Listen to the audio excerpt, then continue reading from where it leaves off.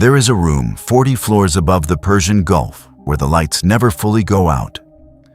Glass, steel, and the low hum of air conditioning fighting 110 degrees outside. It is past midnight, Abu Dhabi time. A man in his 40s sits across a marble table from 2 Gulf ministers and a prince's personal envoy. He holds no government title, hasn't for years. But every man in that room still treats him like he runs the West Wing. He opens a folder. Inside it, term sheets, water rights, infrastructure corridors, a map of Gaza redrawn like a beachfront. Nobody in that room calls this a peace summit. They call it an investment forum. But 25 centuries ago, a prophet in exile, sitting in the ruins of a different empire, saw this exact kind of room. And he gave what happens inside it a name you have never once heard on the evening news. He called it a covenant with many. Let's deal in facts first, not feelings. Facts. Jared Kushner is not a preacher, not a prophet, not a man who has ever publicly invoked the book of Daniel. He is Donald Trump's son-in-law, a real estate developer by trade. And from 2017 to 2021, he was senior advisor to the President of the United States with an almost unheard-of portfolio. Middle East peace, criminal justice reform, relations with Mexico, and the modernization of the federal government. All under one 30-something former newspaper publisher with no diplomatic training. In September of 2020, that portfolio produced something diplomats had failed to produce for 70 years. The Abraham Accords. Israel normalized relations with the United Arab Emirates, then Bahrain, then Morocco, then Sudan. 4 Arab and Muslim majority nations recognizing Israel without the Palestinian statehood precondition that had frozen every previous peace effort since Oslo. Kushner built it not through the State Department, but through back channels, private meetings, business relationships, trust built over years with the royal court in Abu Dhabi and the palace in Riyadh. When the administration left office in January of 2021, most senior officials went to law firms, think tanks, cable news contracts. Kushner did something different. He founded a private equity firm, Affinity Partners, and within months, roughly $2 billion flowed into it. The overwhelming majority from Saudi Arabia's Public Investment Fund, the sovereign wealth vehicle personally controlled by Crown Prince Mohammed bin Salman. Additional capital came from Qatari and Emirati state funds. A private citizen with no security clearance requirement, no congressional oversight, no confirmation hearing, became one of the largest single conduits between American influence and Gulf capital in modern history. That is not an accusation. That is a matter of public record. Now look at where things stand today. In 2026, the war in Gaza reshaped the entire regional chessboard.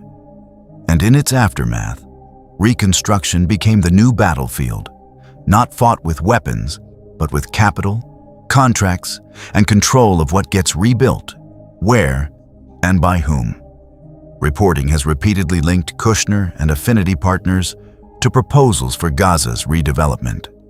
Coastal real estate, logistics hubs, free trade zones. The kind of blueprint that treats a war-shattered strip of land as the next Dubai, whether or not every detail of those plans is finalized. The direction is unmistakable. The people closest to Washington's Middle East policy are also, simultaneously, the people positioned to profit from what comes after the fighting stops. And the diplomatic architecture keeps expanding. Since the original 4 signatories in 2020, the pressure has never let up to bring the biggest prize of all into the Accords. Saudi Arabia. Normalization between Riyadh and Jerusalem has been floated, delayed, revived, and floated again.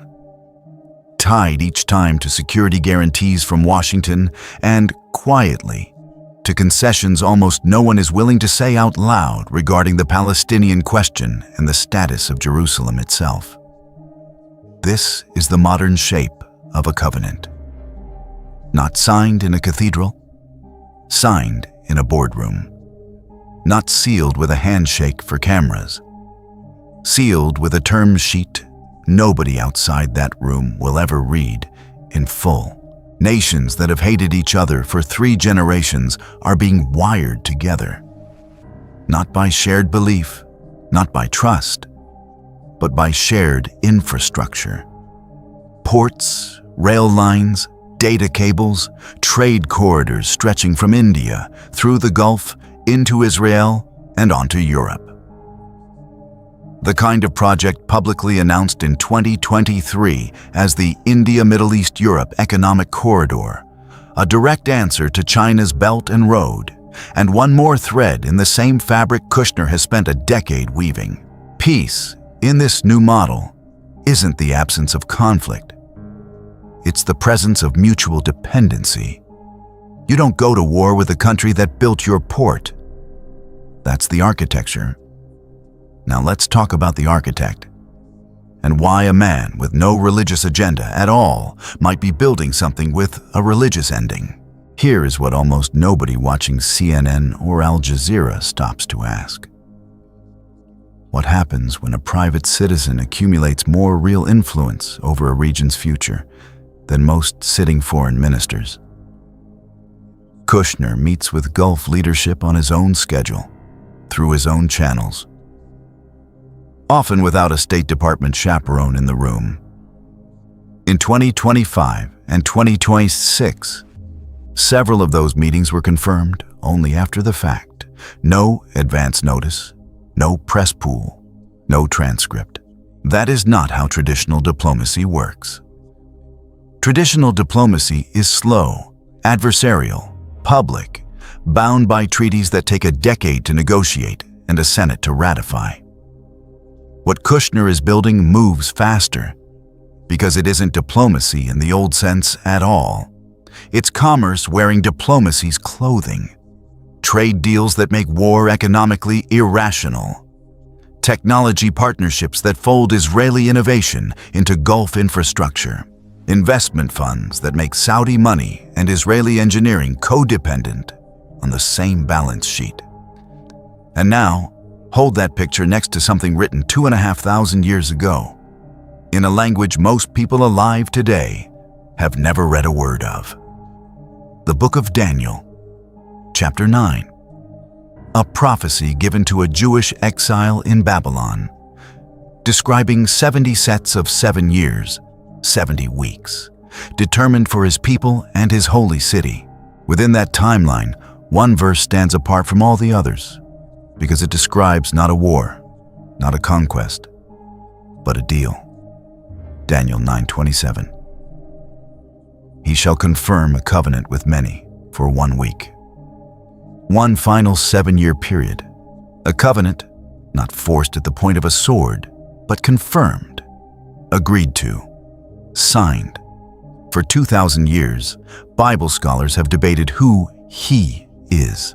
But almost every serious interpreter across denominational lines agrees on this much. It is a figure of immense political skill, who arrives not as a conqueror, but as a peacemaker. Someone who solves what looked unsolvable. Someone the whole exhausted world is relieved to finally trust. Now think about what you just heard in the last block. A 70-year-old regional conflict, frozen since the birth of the modern state of Israel, being unwound not by armies, but by investment funds and infrastructure corridors. Enemies wired together by shared ports and shared capital. A private broker with no formal title, moving faster and quieter than any government, closing deals no government could close. This is not an accusation against one man. Kushner may have no idea he is walking a path a prophet described before Rome existed. That's exactly the point. The pattern in Scripture was never described as something the Antichrist announces. It was described as something the whole world walks into gladly, because it looks, at every step, like exactly what it claims to be: peace, progress, prosperity. And there is one more layer to this. One most analysts studying Kushner'S portfolio never mention on cable news at all. Because it isn't about trade corridors or investment funds. It's about a hill in Jerusalem no treaty has ever fully settled: the Temple Mount.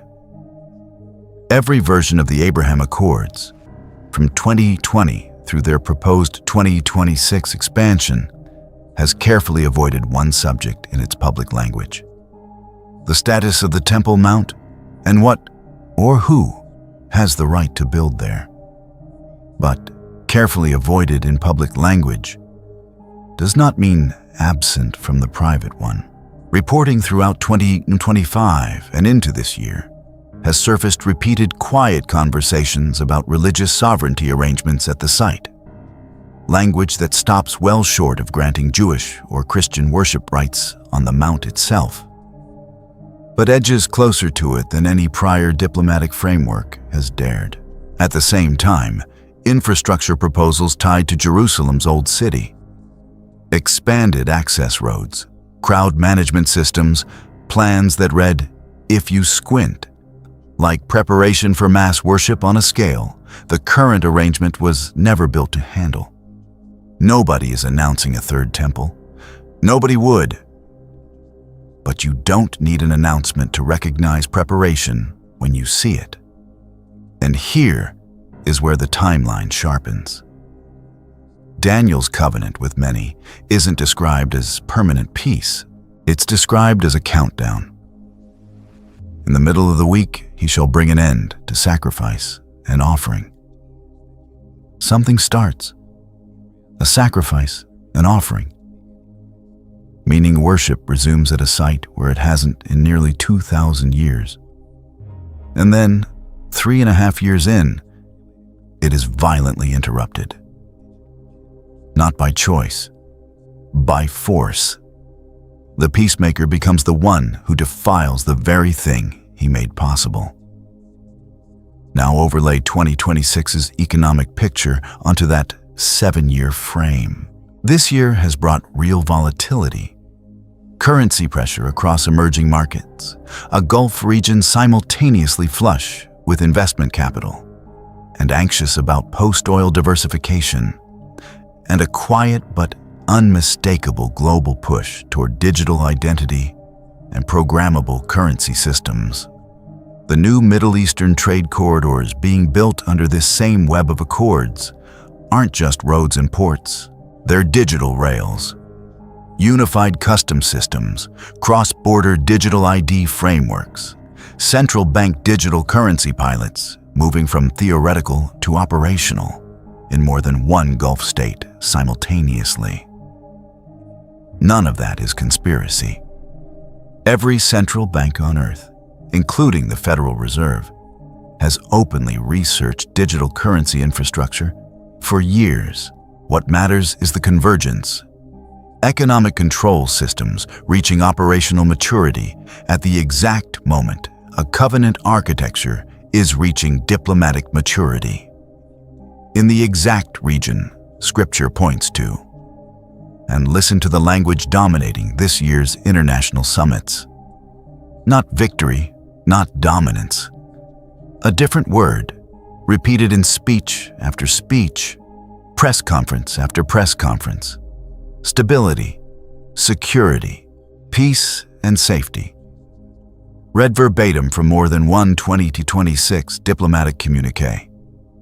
The Apostle Paul, writing to a frightened first-century church, used almost that exact phrase to describe the moment right before catastrophe. For when they shall say, peace and safety, then sudden destruction cometh upon them. Not a metaphor he invented casually. A specific warning about a specific kind of moment. The moment right before the floor gives way. We are not saying Jared Kushner is the Antichrist. We are saying something colder. and in some ways more unsettling. The figure Scripture describes doesn't need to be identified by name to recognize the road he walks. The road is peace through commerce, trust through infrastructure. A 7-year window opened not with tanks, but with a signature everyone in the room is relieved to give. Whether this generation's covenant is the covenant, only time, and roughly 3.5 more years, if the pattern holds, will prove. But you don't wait for the final confirmation to notice a road is being paved. So where does this actually lead? Follow the current trajectory to its logical end.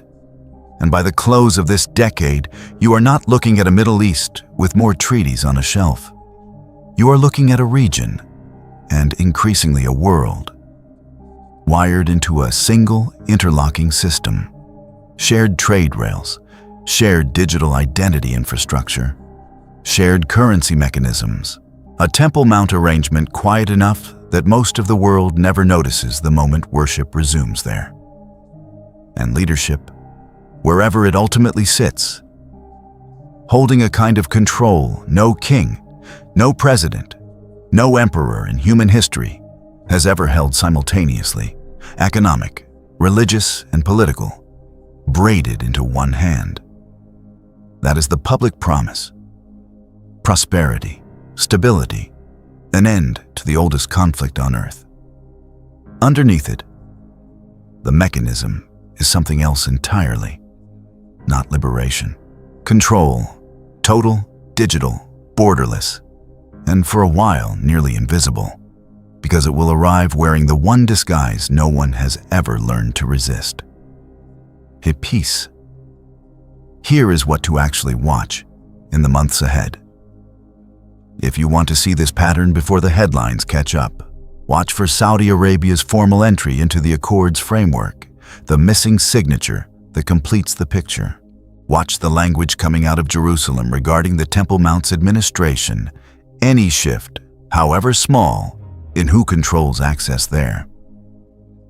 Watch the digital currency pilots moving from pilot to mandate.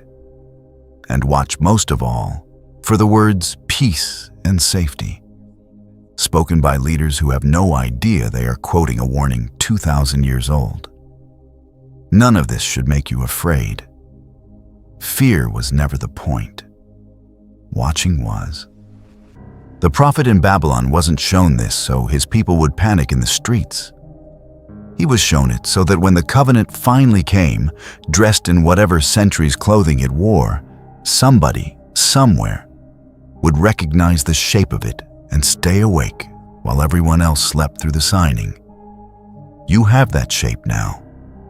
Carry it quietly, and when the room 40 floors above the Gulf finally opens its doors to the cameras, and the whole world exhales in relief, you will already know what you are looking at. If this reached something in you, stay with this channel. There is more of this pattern to trace, and we're only tracing it for people willing to look. Send this to 5 people who need to see the world this clearly, right now, before the next headline. Leave a comment, not a reaction, a real one. Tell us what you saw in this that you hadn't seen before, and tell us what covenant, what nation, what sign you want us to trace next.